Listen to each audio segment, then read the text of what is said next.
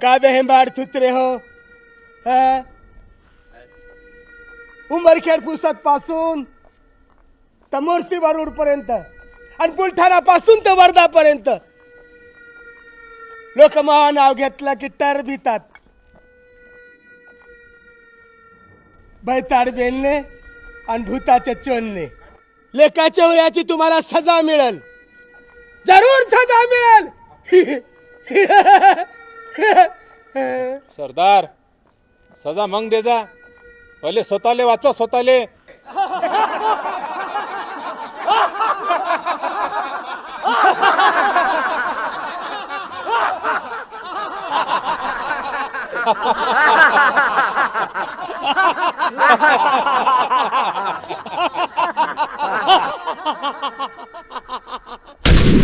खामोश. हे बाळ थुत्रे हो, खाऊन दात कार काढू लागले बे. हा का तुमच्या आजोबाचं लग्न आहे? सरदार, दात काढणार काढणार तर का काढणार? म्हणजे म्हणजे पा तुम्ही ज्या गावात आम्हाला गहू ज्वारी आणायला पाठवलं होतं ना, ते अख्खं गाव कोरोनाच्यानं लॉकडाऊन आहे. जिथं तिथं पोलिस उभे आहे. अरे बाबा, मला पहिलं हेच सांगा, हे करोना काय आहे आणि हे लॉकडाऊन आणि फॉकडाऊन काय आहे? अहो सरदार, तुम्हाला सबन सांगतो, पण त्यासाठी तुम्हाला थोडा वेळ चुपचाप तर बसा लागेल का नाही? मी चुप बसू? मी सरदार ते बसेन चुप बसणार. सरदार डबल सिंग चुप बसणार. सरदार, तुम्ही डबल नाही तिब्बल सिंग असान, पण थोडं चूप राहसान का नाही? का मरसाल बेमोत? अरे बापरे, मग सांग. मी चुप बसणार. सरदार, तुम्हाला सांगतो, गावात कोरोना नावाची नवीनच बिमारी आली आहे.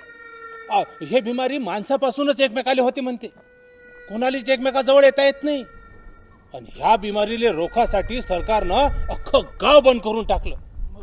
यालेच तर लॉकडाऊन म्हणते. हा, सगळे व्यवहार बंद, दुकानं बंद. हा, तंबाखूचं दुकान बी बंद राहणार आहे. अहो सरदार, तंबाखाच्या दुकानाचं काय घेऊन बसले?